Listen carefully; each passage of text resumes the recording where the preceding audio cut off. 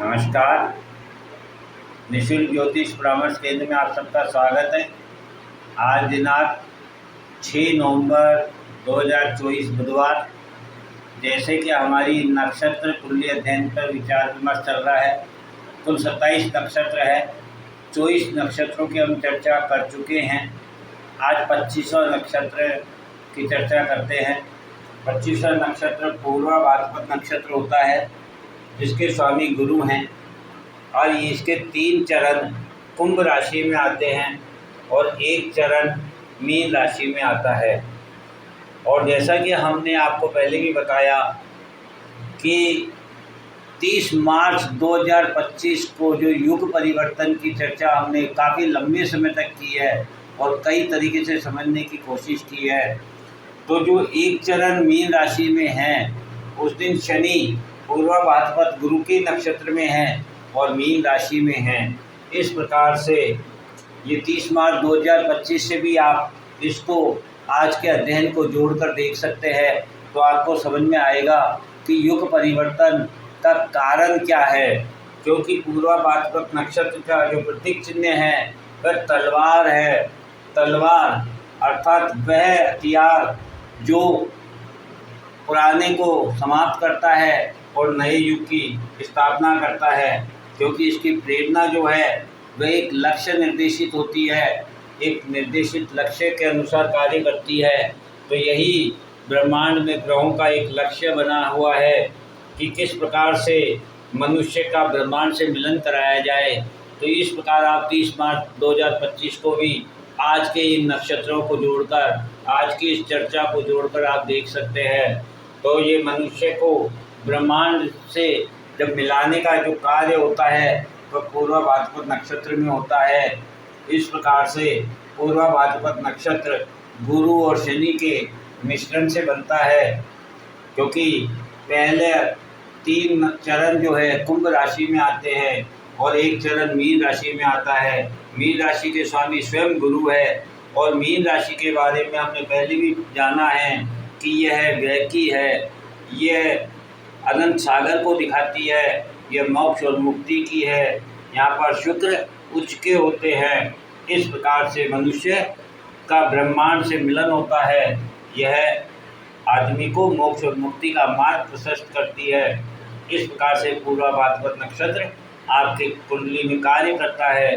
जिस किसी जातक का मीन राशि में जन्म हुआ है और पूर्वा भाद्रपद नक्षत्र है, तो वह अपने इस अस्तित्व को समझ सकता है और वह इससे प्रेरणा लेकर स्वयं को आगे के लिए तैयार कर सकता है। इस प्रकार से 26वां नक्षत्र जो है वह उत्तरा भाद्रपद नक्षत्र है, जिसके स्वामी स्वयं शनि हैं और यह मीन राशि में आता है। इसके चारों चरण मीन राशि में हैं और मीन राशि के स्वामी गुरु है। यहाँ पर मीन राशि के गुरु स्वामी थे तो पूर्वा भाद्रपद नक्षत्र के स्वामी भी गुरु थे। और यहाँ पर उत्तरा भाद्रपद नक्षत्र के स्वामी शनि हैं और राशि स्वामी गुरु है। यहाँ पर फिर शनि गुरु का मिलन है।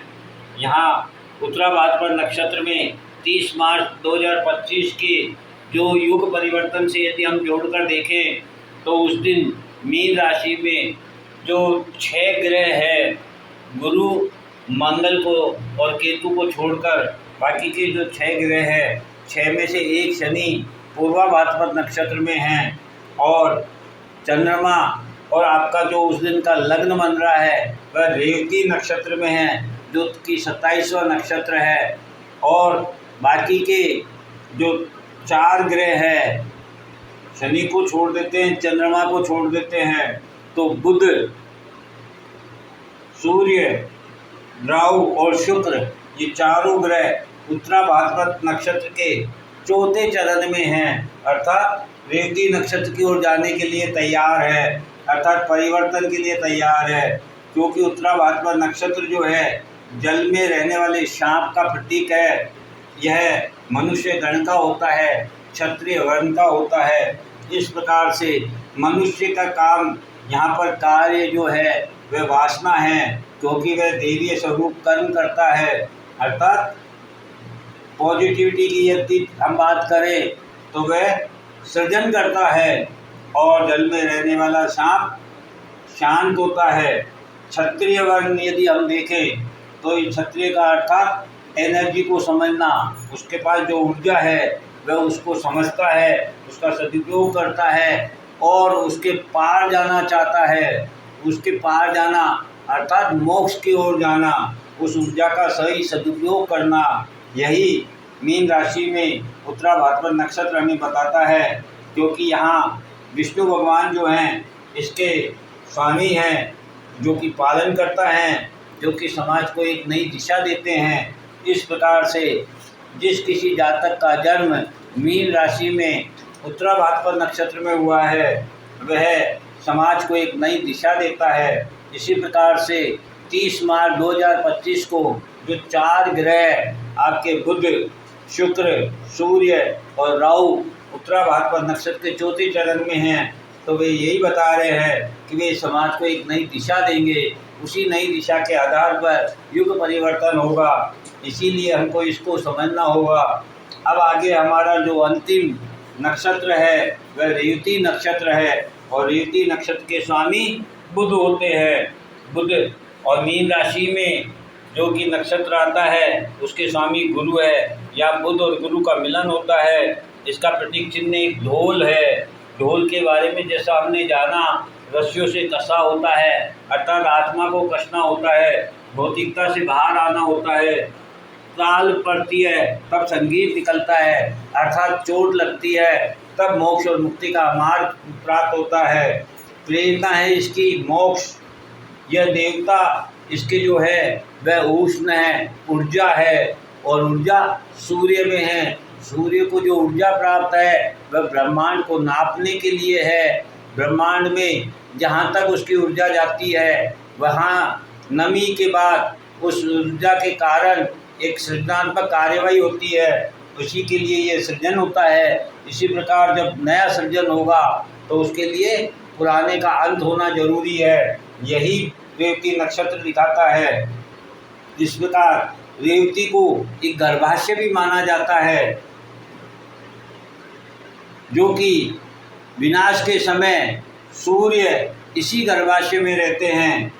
इस प्रकार से सूर्य अपने आप को, अपनी उष्णता को एक गर्भाशय में, रेवती के गर्भाशय में स्थित कर लेते हैं, जो कि नए युग के प्रारंभ होने पर ही उदय होते हैं। अर्थात सूर्य जो उस दिन उत्तरा भाद्रपद के चौथे चरण में है 30 मार्च 2025 को, उससे यदि हम जोड़कर देखें तो उस दिन जो लग्न बन रहा है 30 मार्च 2025 को वह रेवती नक्षत्र का है, और उसमें चंद्रमा भी रेवती नक्षत्र के हैं, और चंद्रमा मन है। अर्थात सूर्य जब गर्भाशय में स्थित हो जाएंगे, एक नए युग के प्रारंभ होने पर ही उदय होंगे, तब चंद्रमा जो है प्रकाश नहीं ले पाएंगे, यानी सोच और विचार से व्यक्ति मुक्त हो जाएगा और उसे समझ नहीं आएगा कि उसे जाना कहाँ है। और वही युग परिवर्तन है, वही आपको परिवर्तित करने आ रहा है। इस प्रकार से, और जो बुध है वह रेवती नक्षत्र में जब उत्तरा भाद्रपद नक्षत्र के चौथे चरण में है,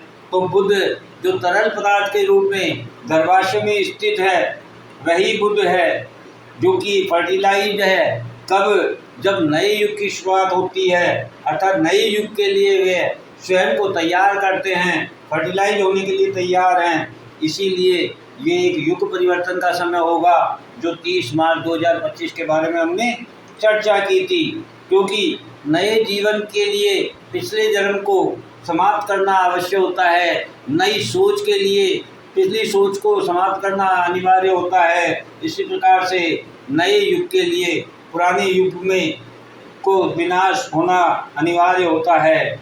और जब तक तर्क वितर्क है तब तक परमात्मा से विलय नहीं हो सकता है, क्योंकि बुद्ध जो है वह तर्क वितर्क के कारक ग्रह है, और मीन राशि जो है वह अंतिम राशि है, वह मोक्ष और मुक्ति की राशि है, ईश्वर से मिलने की राशि है। इस प्रकार से बुध जब तर्क वितर्क से मुक्त हो जाते हैं तभी जाकर के नए युग के लिए वह अपने आप को, स्वयं को फर्टिलाइज करते हैं, अर्थात नई सोच में जाते हैं, नए विचारों में जाते हैं। इसी प्रकार से 30 मार्च 2025 को हम समझ सकते हैं।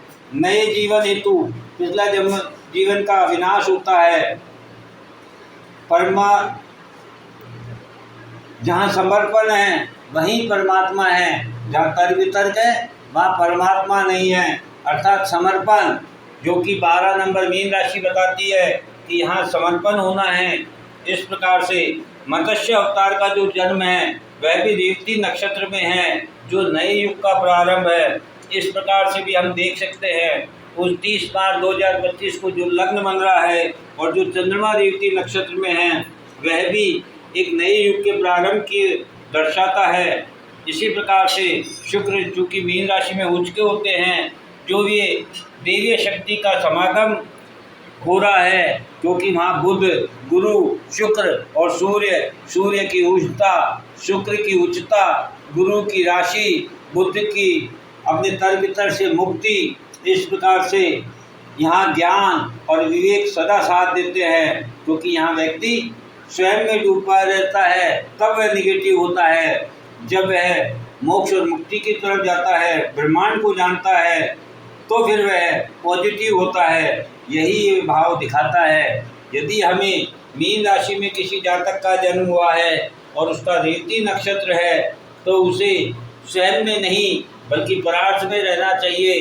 अर्थात समस्त संसार के बारे में सोचना चाहिए, दूसरों के बारे में सोचना चाहिए, अन्यथा वह डिप्रेशन में चला जाएगा। इस प्रकार से इसके गुण और अवगुण हमारे सामने आते हैं, क्योंकि ये एक नए युग की प्रारंभ है। यहाँ पर पुरानी चीज़ों को समाप्त करना होता है, चाहे वह आपकी सोच हो, विचार हो, उसमें परिवर्तन लाना होता है। इसी प्रकार से ये मीन राशि हमें बताती है। इस प्रकार से आज हमारे 27 नक्षत्र संपूर्ण हुए।